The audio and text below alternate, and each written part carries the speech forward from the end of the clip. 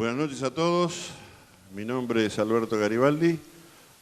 Bueno, es un gusto estar aquí con ustedes. Les cuento, vamos a charlar un poco de motores de nueva generación, o de algunos fenómenos que tienen estos motores nuevos, y un poco de lubricación y de lubricantes.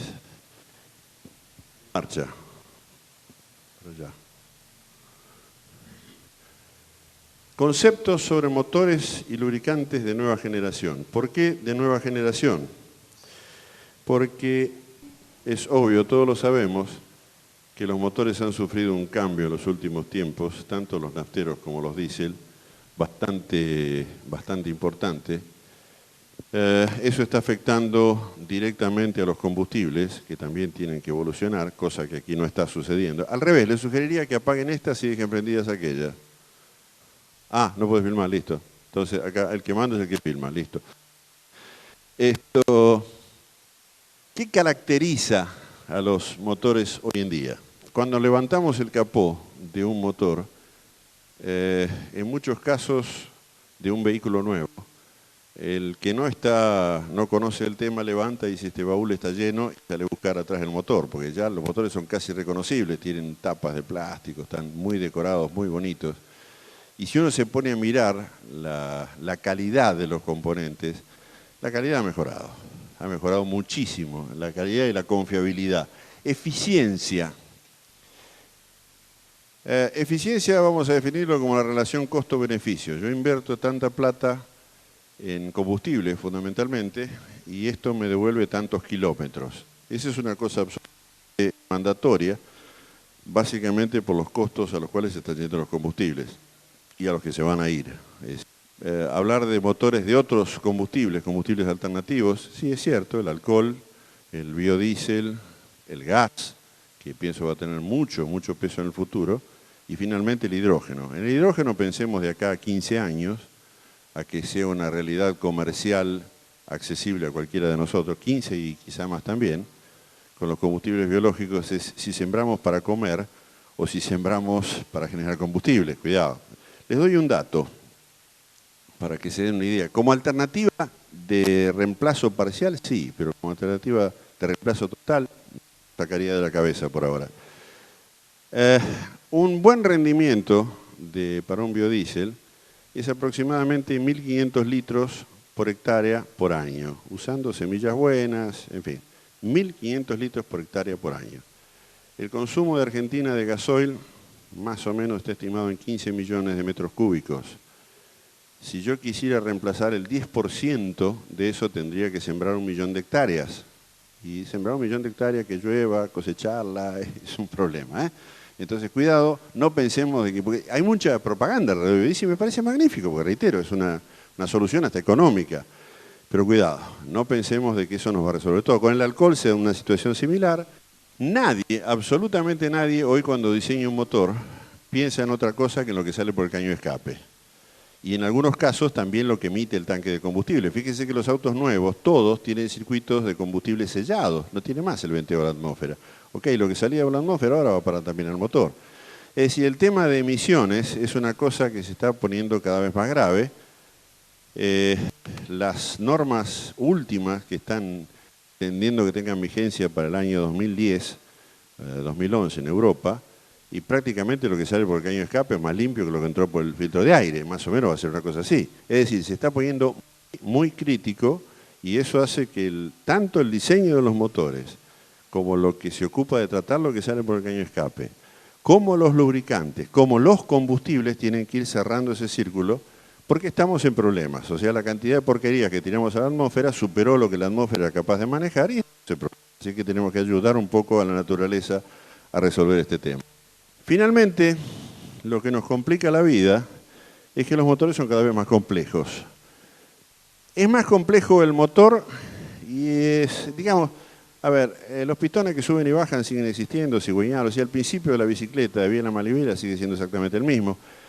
Pero todo lo que asiste a todo eso, todo lo que asiste al proceso de combustión, que en realidad donde empieza y termina el motor es en la combustión y todo lo que está alrededor es el acompañamiento, requiere, justamente para que por el caño de escape salga lo que tiene que salir y no nos complique demasiado la vida, para que sea eficiente, requiere de controles que son prácticamente vuelta a vuelta del motor. Y eso ha traído como consecuencia que lo único que puede seguir eso es sistemas electrónicos. Nos guste o no nos guste, la electrónica va a tener cada vez necesariamente más inferencia.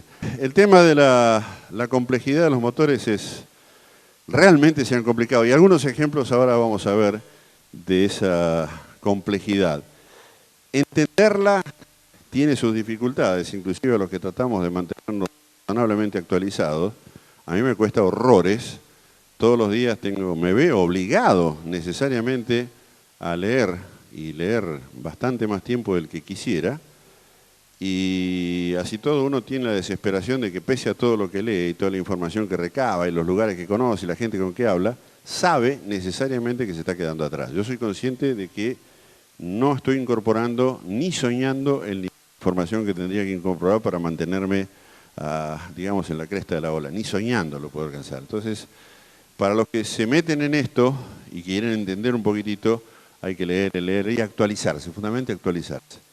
Que no interfieran con el medio ambiente o interfieran lo menos posible y que tengan la mayor eficiencia posible. ¿Okay? Esto grabémoslo porque, digamos, de la A a la Z, estas dos son las cosas que tienen peso, que tienen importancia. Esto se lo digo con conocimiento. Yo estoy trabajando actualmente, gracias a Dios, en desarrollo de motores.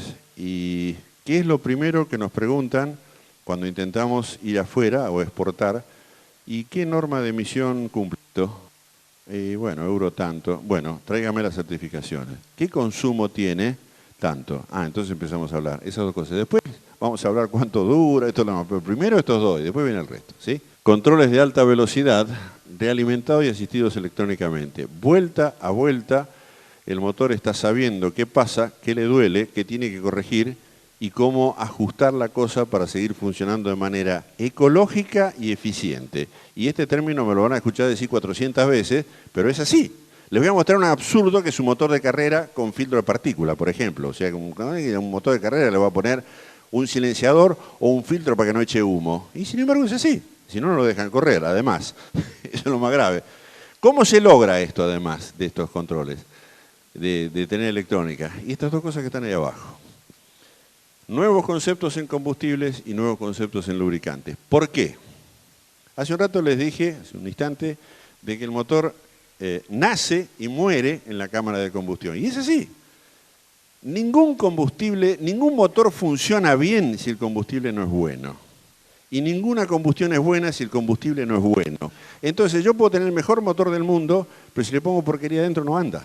Bueno, el otro concepto que tenemos que meter es el de lubricantes. ¿Por qué? Por unos valores que vamos a ver ahora acerca de los tiempos en que suceden las cosas en los motores nuevos y las cargas que aparecen en los motores nuevos, que no tienen absolutamente nada que ver con aquellas venerables estancieras, Falcon, Chevrolet 400 y cosas por el estilo, que eran gloriosos, pero comparados con un motor Audi, por ejemplo, acá tengo unas imágenes de un Audi, es un motor Volkswagen, bueno, son de la familia.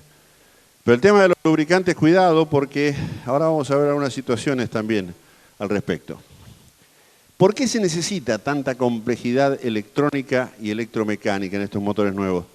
Porque, lo que decíamos al principio, sin eso no se puede llegar jamás a las normas de emisiones actuales, ni le cuento para las que vienen. Y tampoco económicamente se hace sostenible tener un vehículo a los costos que están los combustibles. Acá todavía vivimos el paraíso. Europa, un litro de gasolina, €1,40. En Inglaterra está más caro todavía, así que saquen cuenta y se van a dar cuenta. Está bien, allá gana más, todo lo que usted quiera, pero es carísimo. ¿Okay? Bueno, ¿qué tienen de diferente mecánicamente estos motores y también un poquitito electrónicamente? Vamos a empezar por allá arriba, los turbocompresores. Los turbocompresores con geometría variable y un montón de chiches más. ¿Qué es un turbocompresor? Un sistema para engañar al motor y hacerle creer que es más grande, en definitiva. Para meter aire dentro de un cilindro de un motor, baja el pistón, genera un volumen, la atmósfera trata de llenarlo, ¿cierto? ¿Cuánto? Y con la presión atmosférica, más no tengo. ¿Qué cantidad de aire va a entrar? Y depende del tipo de motor, pero con suerte voy a llegar a llenarlo a la presión atmosférica, con mucha suerte. Si es un motor de Fórmula 1 lo puedo sobrepasar. Pero digamos que el llenado promedio de un motor muy bueno, aspirado, 0,8 por ahí, lo que se llama rendimiento volumétrico. No llego a la presión atmosférica ni mamado. ¿Cuánto combustible puedo quemar ahí adentro? Y tanto como aire metí.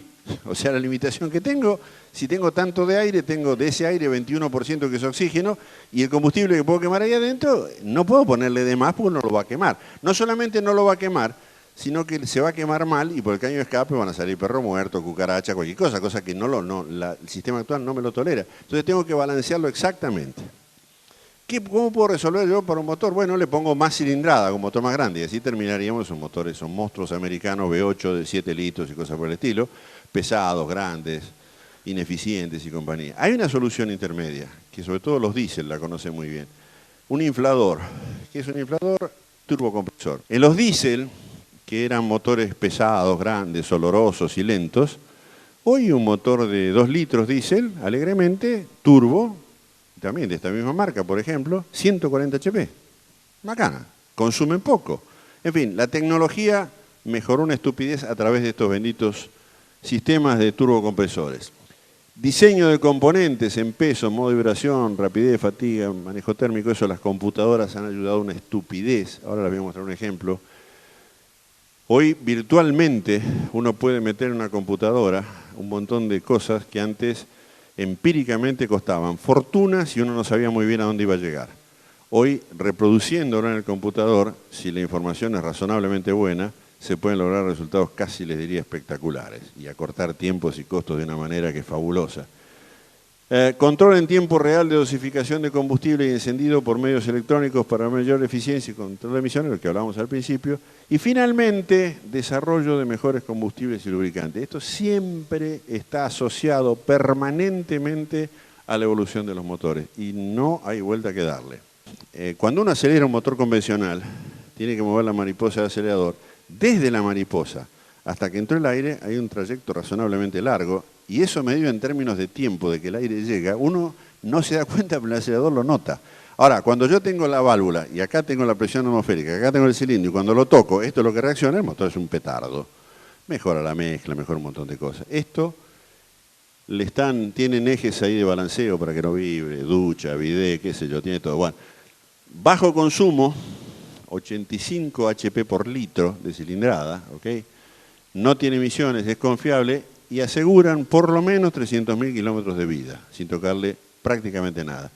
Y lo más grave es que hace 4 años que está en el mercado, esto significa que se empezó a desarrollar hace por lo menos 8, ¿sí? Es decir, que las cosas están cambiando. Qué lindo, ¿no? Bueno, aunque parezca mentira, esto es diésel, ¿ok? El año pasado, la gente de Audi se dio un lujo. Es un lujo, sí, sin duda. Ganar las 24 horas de Le Mans, la carrera de sport prototipo más complicada y dura del mundo, la ganaron con un vehículo diésel. Salieron primero y tercero, y el que salió tercero no salió segundo por un accidente, si no hubiera salido primero y segundo. Y cuando uno ve las filmaciones de la película es una risa, porque escuchan y ese era el motor Mercedes, el motor Audi que pasaba, pues esto gira a 6.000 vueltas, 5.800 vueltas, no a 12.000 como giran los otros. Este Peugeot, con este año, Peugeot espera correr las 24 horas de Le Mans y su competidor es uno solo, Audi. O sea, probablemente se peleen entre ellos. Alguien probablemente por ahí aparezca con un motor naftero suficientemente potente, pero tal como está el reglamento en este momento y tal con el avance que se ha logrado con los diésel, va a ser muy difícil que le puedan ganar. Hablando de lubricantes, la gente de Audi me contaba que ellos en realidad tienen un motor un poquito más potente, no un poquito, tiene como 100 caballos más. El bicho este tenía 600, o creo que 650 caballos, 700 caballos, por ahí andaba. Tenían uno con 100 HP más y su correspondiente torque en toda la curva, pero no lo pueden usar porque el torque es tan alto de que no hay transmisión que le soporte. O sea, el límite que ellos tenían para correr no era el motor no se rompe nunca. El límite que tiene es la transmisión. Es decir, ahora se invirtió. Los motores tienen un torque tan alto. Esto tiene el torque equivalente a unos 6 motores Mercedes-Benz 366 tirando juntos. Es una bestia, una cosa alucinante. Entonces, claro, hay que poner una transmisión que se banque. Imagínense lo que es la transmisión de un colectivo, así que imagínense arriba un auto de carrera, 24 horas, con un demente, 3 dementes que se van turnando, acelerándolo.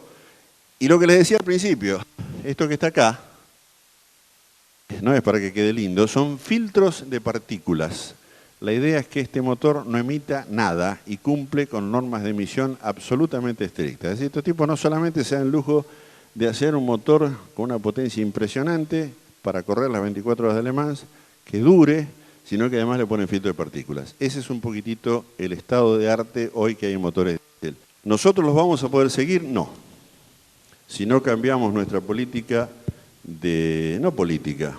composición, no me quiero meter en temas políticos, si no cambiamos la composición de los combustibles que tenemos hoy en día, y ahí entra a jugar de nuevo el lubricante, estamos en problemas. Los lubricantes tienen lo vamos a ver en un momento, aditivos para tratar de neutralizar la acidez. ¿Cuál es el efecto del azufre? El efecto del azufre es la formación de óxidos de azufre, que cuando salen a la atmósfera hacen desastres, forman ácido sulfúrico, lisa y llanamente, la famosa lluvia ácida, que combinados con la humedad propia de la combustión también forman ácido sulfúrico que baja el cárter. El aceite tiene, para neutralizar esa acidez y la que se forma también con los óxidos de nitrógeno, tienen compuestos, se llama TBN, como se los mide, que se va viendo cómo va neutralizando ese ácido. Llega un momento que el aceite tiene esa capacidad y empieza a haber corrosión ácida. Y la otra cosa es que el azufre es formador de partículas carbonosas, es decir, tienen tendencia a obstruirse los inyectores y tienen tendencia a formarse partículas por todos lados, humo en el caño de escape, en fin, hay un montón de consecuencias negativas. Bueno, la pregunta del millón es, ok, estoy en una situación de combustibles, en el mundo evolucionar más con los motores, ¿qué hacemos? Una de las formas de trabajar, que están permanentemente trabajando, mejorar el combustible y mejorar el lubricante. Y mejorar el lubricante, y mejorar el combustible. Y ahí, si tengo algo más comprometido térmicamente y mecánicamente, ¿qué tengo que hacer? Y enfriarlo y ayudarlo a que resista mecánicamente, rozamiento, ese tipo de cosas.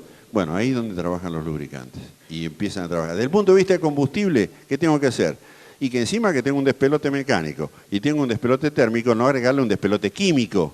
Entonces tengo que tratar de hacer combustibles que de alguna manera generen la menor perturbación posible y que estén de acuerdo a las necesidades actuales. ¿Estamos claros?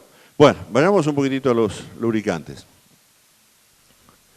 Motorcito, se llama TSI. Ahí está de arriba. TSI es un motor de 1400 centímetros cúbicos. 170 caballos, 1400 centímetros cúbicos, 170 burros a 6.000 revoluciones por minuto.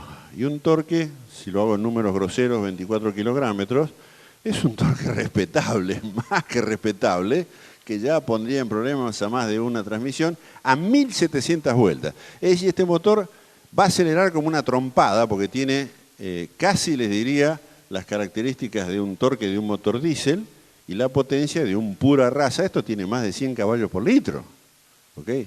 De un pura raza naftero, 6.000 revoluciones por minuto. ¿Cómo funciona este motor? Este motor tiene un sistema doble de compresor. Tiene un compresor mecánico, que es el que lo utiliza para aceleración. Hay un momento donde se superpone con un turbocompresor y después a altas revoluciones por minuto funciona el turbocompresor. Esta es claramente la tendencia de todos los motores en el mundo, e ir cada vez más chiquititos con mayor densidad de potencia. Alguien me puede decir, ¿y por qué se empeñan en hacer motores chiquititos? Los motores chiquititos tienen menos superficies que rozan, y el menor superficie que roza significa menos pérdida. Consecuentemente el rendimiento es mayor, ¿ok? Pero esas superficies menores que rozan están sometidas a cargas, a presiones y a temperaturas de aquellas. Y ahí es donde interviene el lubricante. Y ahí es donde empieza a ser tremendamente crítico el tema de la lubricación, de que sea realmente eficiente, el tema de las durabilidades asociadas con lo que es la lubricación. Este motor en particular no es un motor con el sistema de inyección que estamos acostumbrados. Esto es inyección directa. ¿Qué quiere decir inyección directa? Su nombre lo indica, parece un diésel. El inyector está apuntando directamente a la cámara de combustión. Derecho viejo, ¡puf! Manda la gasolina, nafta en este caso, la inyecta directamente dentro del cilindro. ¿Y cómo se forma la mezcla? Y acá me empiezan un montón de dudas, porque el otro digo, un momentito, con el inyector yo tengo tiempo de que se forme la mezcla, baja el pistón, se homogeniza la mezcla, lo comprimo, se sigue, está todo bien. Cuando salta la chispa, yo tengo ya una mezcla armada. ¿Ok? Fenómeno, funciona razonablemente bien. ¿Y esto cómo hacen? ¿Cómo se arreglan para inyectar cuando el pistón está subiendo y que esto funcione? Se llama combustión estratificada, este fenómeno. Voy a tratar de explicarlo en el aire, gesticulando como suelo hacer. Normalmente en los motores convencionales formamos una mezcla de aire y de combustible, hacemos saltar la chispa, la prendemos, se genera un frente de llama, todos felices. Acá aspiramos aire, comprimimos aire. Había unos sistemas viejos que aspiraban un poquitito de nafta, muy pobre compañía, pero olvidémoslo por ahora. El pistón está por llegar arriba y salta el inyector, todavía no saltó la chispa, se forma una nubecita alrededor de la propia bujía y salta la chispa. ¿Qué encuentra la chispa esa cuando salta? Alrededor de la bujía encuentra mezcla rica. Con lo cual salta la chispa, encuentra mezcla rica, se prende fácilmente. Ustedes saben que enriqueciendo un motor, el motor tiene tendencia a ser un poco más divertido, ¿no? Hasta cierto punto, por supuesto. Entonces se prende esa mezcla. Se prende una bola de fuego ahí adentro y empieza a levantar presión, empieza a levantar temperatura. Pero hay mezcla que no se quemó del todo. Pero en la zona donde no está esa nubecita tengo aire por todos lados. O sea, lo que me sobra es oxígeno. Ese oxígeno, estos motores tienen un sistema de turbulencia muy, muy intenso. Inclusive el pistón está configurado para mandar todo eso hacia la zona donde hay combustión. Se genera una turbulencia muy intensa y se quema absolutamente todo. O sea, la eficiencia de combustión de estos motores es tremenda. Queman todo. Tiene un problema que es formación de óxidos de nitrógeno, pero no me quiero meter en eso. Que es arreglable a través de catalizadores solucionables. Esta es la nueva onda de motores. Por eso le decía, si entendieron la dirección electrónica, bárbaro. Ahora empiecen a entender esta porque se lo van a tener que entender con esto. Pero esto es, BMW lo tiene, Audi lo tiene, Volkswagen lo tiene, Mercedes-Benz lo tiene. Prácticamente todos los europeos están con esto y los americanos están metiéndose porque saben que esa es la dirección.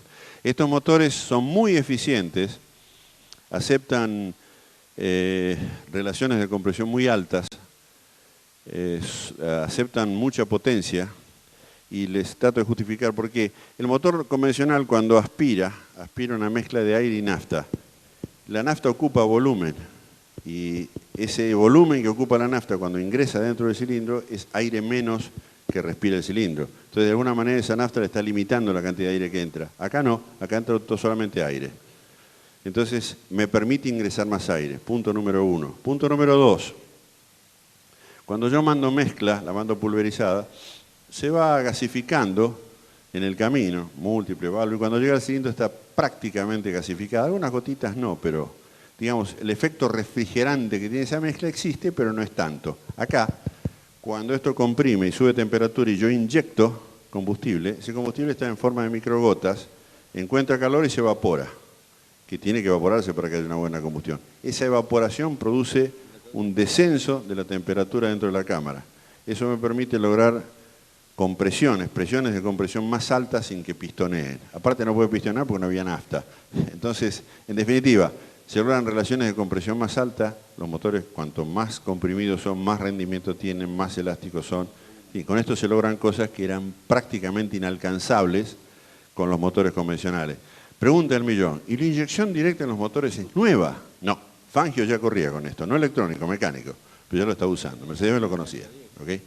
Así que hay muchas cosas, volvemos a dar la vuelta. Yo siempre digo que si ustedes le quieren pegar a un blanco chiquito a, qué sé yo, 200 metros, hoy día se tiene que comprar un fusil, no sé, de $4.000, $5.000, o agarrar un Mauser, modelo 1908, que tiene un siglo, y le van a pegar exactamente igual, que vale 150 mangos. Es decir, hace un siglo, mecánicamente se conocían muchas cosas que, bueno, después las perdimos, ahora estamos redescubriéndolas con altísima tecnología.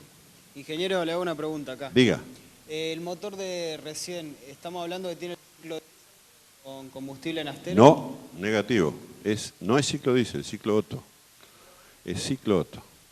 Ciclo diésel sería si la ignición se produjese exclusivamente por compresión. Yo inyecto y en la medida que inyecto se va quemando. Esto no funciona así. Esto aspira aire, comprime. Antes de que salte la chispa, ya inyecté todo el combustible. ¿Ok? Aire. Aire solo. Aire. Había otros anteriores, Eso se llamaban GDI, Gasoline Direct Injection, que eran de Mitsubishi y otros más, que aspiraban mezcla pobre. Y después cuando funcionaban a ritmo normal, no, ya esto dejaba de funcionar. No, estos no. Ellos aspiran aire. Comprime aire. Un poquito antes de que salte la chispa, inyecta mezcla. Y le inyecta en dirección al pistón. Lástima que no tengo la animación. Hacia la cabeza del pistón. La cabeza del pistón tiene una forma muy especial que a su vez la proyecta sobre la propia bujía. ¿Con qué presión lo hace? 40 kilos. Es una presión relativamente baja. El motor, estamos hablando de una relación de compresión de 11:1. Y algo más también, 11,5 y hasta 12 a 1 llegan. Porque nosotros teníamos el problema que en los autos cuando le damos relación de 11 a 1 detona. Pistoneaba. Claro. Ahora ya con la parte electrónica ya es más manejable. Pero le ponen un atrasador y... Sí, pero cuidado porque puede detonar. El problema de la detonación o del pistoneo es que el combustible, la nafta, en este caso tiene una temperatura de autoinflamación. 6.000 revoluciones por minuto equivalen, ¿correcto? Hagamos la cuenta fácil, 6.000 revoluciones por minuto lo divido por 60 por segundo, tengo 100 revoluciones por segundo. Cualquier motor pulguiento de producción de cualquier vehículo llega a 6.000 revoluciones por minuto. Antes estaba reservado a motores de carrera. ¿Ok? O sea, cualquier motor es capaz de desarrollar 100 revoluciones por segundo. Un momentito, esto mucha gente no lo pensó. 100 en un segundo el motor dio 100 vueltas. Si eso lo considero en función de carreras, tuvo 200 carreras. El pistón subió y bajó 200 veces. ¿Sí? Los tiempos son muy cortitos. Es decir, una vuelta al motor le cuesta 1/100ª de segundo. Caramba. Las combustiones, ¿en cuánto tiempo se desarrollan? Ni mucho menos de una vuelta. Entonces estoy hablando de combustiones que están durando del orden de un 400avo de segundo. Tiempos muy cortitos, que me van a afectar en un montón de cosas. Por ejemplo, un motor de 4 cilindros por cada vuelta, están solicitadas las 5 bancadas del bloque, ¿cierto? Cada cojinete está aguantando su carga, más sobre todo aquel que es el que está en ese momento haciendo combustión, pero lo tiene. Hay 4 cojinetes de biela, hay 16 balancines, 16 botadores, 4 horas de compresión, 4 pistones, 4 pernos, estoy hablando de un 4 cilindros solamente. Y muchos otros componentes, es decir, que si solamente considero esto que tengo acá, tengo más de 50 situaciones, 50 puntos que están siendo necesitados de lubricación, que si no tienen lubricación, indudablemente se van a destruir, ¿ok? Es decir, que si yo esto lo traslado a estas 6.000 revoluciones por minuto, ¿sí? Tengo algo así de 5.000 situaciones críticas que si una falla el motor se va a romper por segundo. ¿Por qué los llevo a estos números? Porque yo mismo los hice para tratar de entender cuán grave es el tema de lubricar en un motor y cuán fácil o estamos al borde de que se rompan. Y lo admirable es que no se rompen. Yo diría que hay que admirarse más porque no se rompen de que se rompan, porque realmente la exigencia que tiene esto es impresionante. Y si yo esto lo traslado a un motor de carrera, ni hablemos, ¿no? Ejemplito de Fórmula 1. Un motor actual de Fórmula 1 anda en la orden de los 850 HP a 19.000 revoluciones por minuto. 19.200 vueltas. Apliquemos las cuentitas de recién a esto. 19.200 RPM, 300 revoluciones por segundo. En un segundo, el cigüeñal dio 320 vueltas. Estamos hablando que el tiempo por vuelta es menor de un 300avo de segundo. 3 milésimas de segundo aproximadamente por vuelta. Los invito a hacer la siguiente cuenta y ya en mi cerebro se declara overflow, ¿no? No da más. Ustedes me aceptan de que una vuelta medido en grados, tiene 360 grados, ¿sí? Bien. Estamos hablando de que esto dura, ¿cuánto? 3 milésimas de segundo la vuelta. Si yo lo divido a su vez por 360 grados, estoy hablando del orden de las 100 milésimas de segundo, aproximadamente. 100 milésimas de segundo por grado. Es decir, que si yo le erro en una milésima de segundo, le erré en 100 grados. Imagínense un encendido que ustedes le erraron 100 grados. Obviamente no va a funcionar jamás. Entonces tengo que tener un relojito, si le quiero invocar, que en un Fórmula 1 lo necesito, si quiero acertarle con precisión a un grado, tengo que estar apuntando un relojito que sea del orden de la 100 milésima de segundo. Las cosas suceden tremendamente rápido en los motores, tremendamente rápido. Y cuando uno está hablando de lubricaciones, le está pidiendo al lubricante esfuerzos que son tremendamente rápidos. Y bueno, fíjense, si en ese motor la lubricación falla una décima de segundo, el motor va a dar 32 vueltas sin lubricante. El tema de la lubricación es tremendamente crítico. Insisto, esto nos ayuda. En una carrera de 1 hora y media, el lubricante en un Fórmula 1 tiene que afrontar los 50 millones de situaciones críticas de lubricación con cargas y temperaturas extremas sin poder fallar ni una décima de segundo. Esto parece de Ripley, pero es real. Si alguno me lo puede rebatir, encantado de la vida. Les muestro un sistema de válvulas. En este caso, el sistema es de un motor muy conocido, 4 válvulas por cilindro, una joya, doble árbol de levas, geometría variable, una preciosura. Estas valvulitas son para tenerlas más en la mesita de luz que dentro de un motor.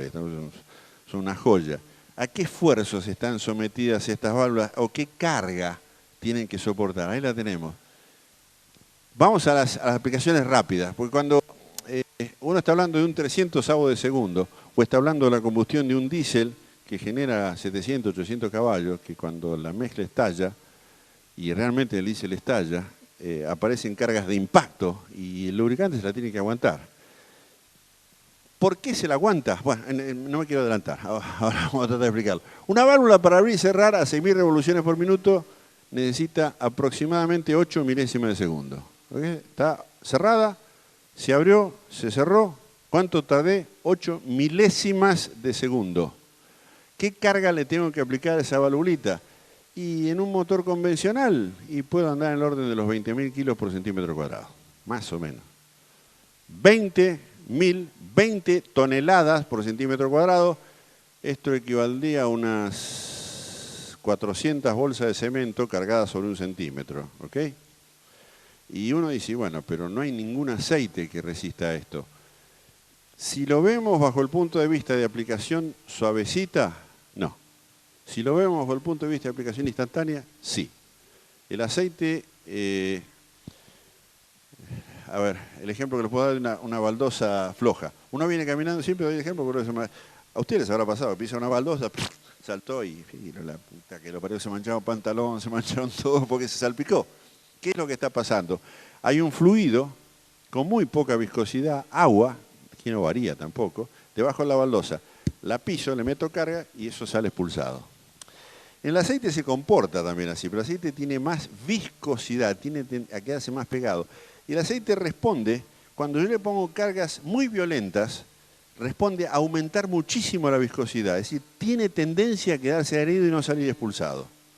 Eso justifica un poquitito porque a veces cuando yo aplico cargas extremas, el aceite intenta retenerse, y por eso que el aceite sintético, por ejemplo, intenta quedarse. Pero así todo hay situaciones en las cuales, por muy bueno que sea el aceite, va a salir expulsado y tenemos que ayudarlo de alguna forma. Ahí aparecen lo que se llaman aditivos de extrema presión o complementos de extrema presión. ¿Ok? Todo el mundo dice de que los motores de gas calientan más. Sí y no. De hecho, cuando yo le meto gas al motor, el gas no necesita evaporarse por la muy sencilla razón de que es gas. Entonces ese calor no lo toma. Y ese descenso de temperatura propio de la evaporación del combustible convencional no existe. Entonces ya de por sí tengo un gradiente de temperatura un poquitito más alto. Una. Dos. El gas cuando se quema, quema con menos velocidad que la nafta, lo cual me obliga a tener más avance.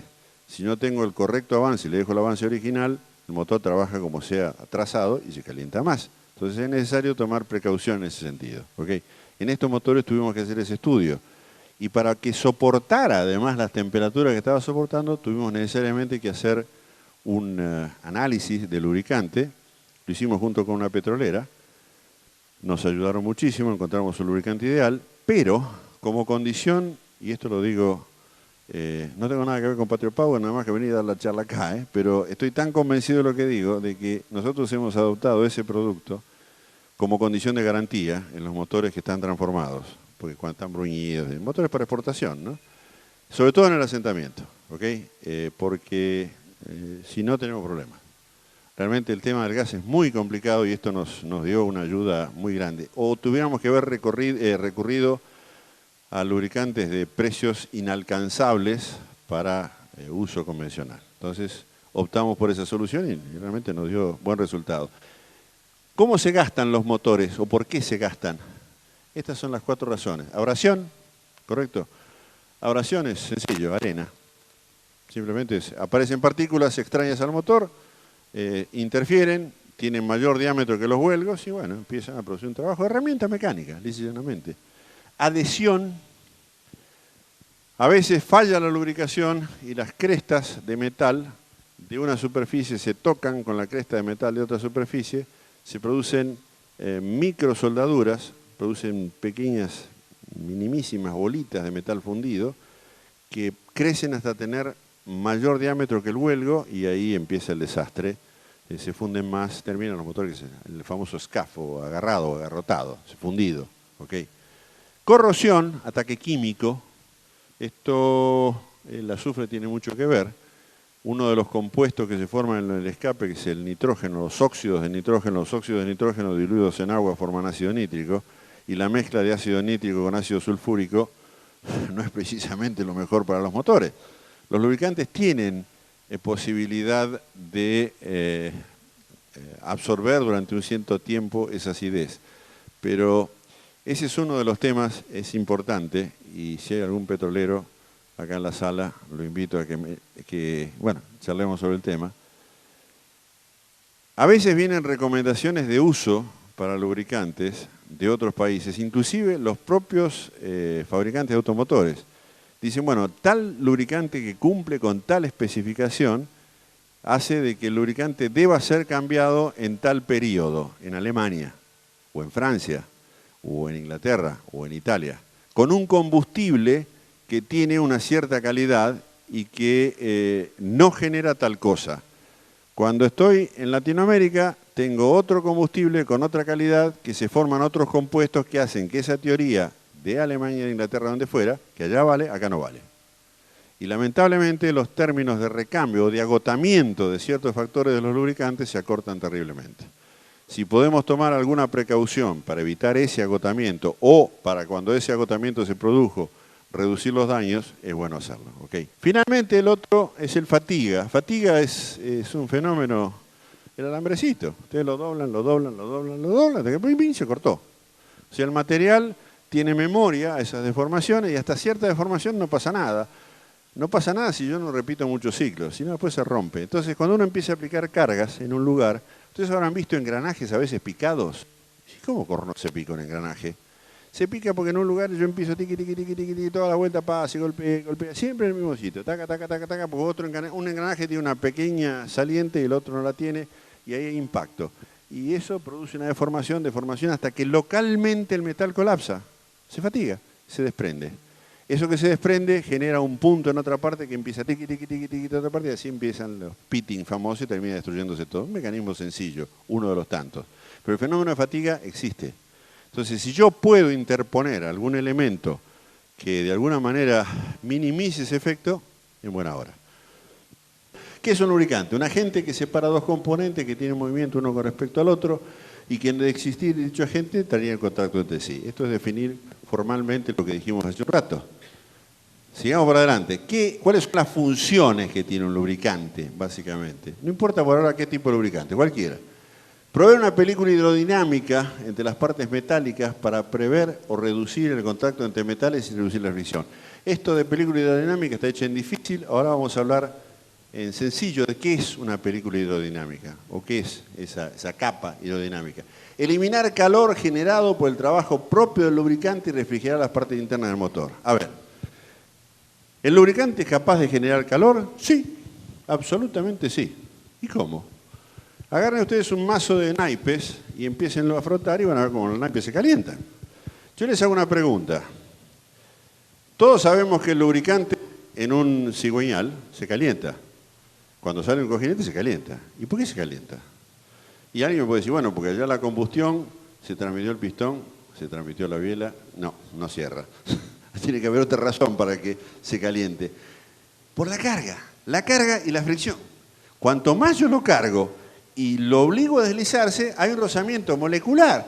Imagínense de nuevo un mazo de cartas, hay fricción interna y esa fricción interna, cuanto más presión le meta, esas cosas van a tratar de que las películas no se toquen entre sí y ese trabajo de cizallamiento, rodadura, como ustedes lo quieran llamar, de uno contra otro, genera calor. Entonces yo tengo la necesidad de permanentemente estar renovando el lubricante. Por eso es que no meto un bolillero del tipo sellado, pues lo podría hacer, sino que pongo un lubricante que entre y se vaya, y le tengo que facilitar que se vaya, porque ese lubricante entró, trabajó, se calentó, se degradó y se las tiene que tomar y rápidamente tengo que meter lubricante fresco. ¿Está claro? Movilizar impurezas propias de la combustión y de la degradación del propio lubricante. El lubricante se degrada. Se oxigena, se oxida, va perdiendo propiedades, molecularmente se rompe, hay craqueo molecular, y va perdiendo propiedades y genera sus propias porquerías, lacas, los lubricantes que no tienen buena detergencia. Ustedes saben el motor es un cementerio, en algunos casos arriba en la tapa de balancineta para plantar papa porque tiene unos lodos, hay una cosa impresionante. Un lubricante nuevo eso no sucede, está limpio. ¿Y dónde fue a parar toda esa porquería? El filtro. La famosa historia de que yo meto la varilla, la saco, el lubricante está limpio, digo, este es un buen lubricante, se mantiene limpio. Falso, es una porquería. El lubricante se tiene que ensuciar, necesariamente. Hay varias leyendas al respecto. La otra es lo que yo llamo el sistema del mocómetro. ¿Qué es el mocómetro? Meten la varilla, sacan la varilla, ponen los deditos y empiezan. Con cara de científico, ¿eh? Hacen esto, separan los deditos y dicen, este está vencido, lo felicito. Realmente es un genio. Es más, están convencidos de que cuando los deditos se le quedan casi pegados, eso está bien. Eso está mal. Los lubricantes cuando se descomponen aumentan la viscosidad, no la pierden. Si por ahí se diluyen, está bien, si diluyen, si le entró el gasoil, le entró nafta, sí. Pero el lubricante que se va oxidando, se va poniendo cada vez peor. La pregunta del millón, ¿se puede agregar algo al lubricante que sin modificar las propiedades originales? Y en esto quiero ser por milésima vez consistente. Lo que se le agregue no puede actuar contra el lubricante, porque el lubricante fue objeto de estudios y de una fortuna gastada para hacerlo lo mejor posible dentro de esa banda de costo. ¿De acuerdo? Entonces, si le ponemos algo que lo arruina el lubricante como tal, estamos perdidos, estamos metiendo un problema en una solución. ¿Sí? Que prolonga si es posible, alegando, y acá de nuevo, aditivo, cuando se hablan de aditivos, los aditivos que mencionábamos hace un rato, aditivo altera propiedades físicas y químicas de un compuesto. Cuando hablamos de complementos de lubricación, son sustancias que no alteran químicamente al combustible. Y en eso de nuevo, ¿por qué no la altera químicamente? Pues si lo estuviéramos alterando químicamente, seríamos unos piolas bárbaros que también dicen todos tarados que desarrollaron este lubricante y no saben nada. Entonces yo soy un vivo y se lo voy a cambiar. No, es una estupidez. Entonces si agregamos algo que no cambie el lubricante original, sino que le agregue alguna propiedad o mejore alguna propiedad que tiene. Básicamente esa es la idea. ¿Está claro?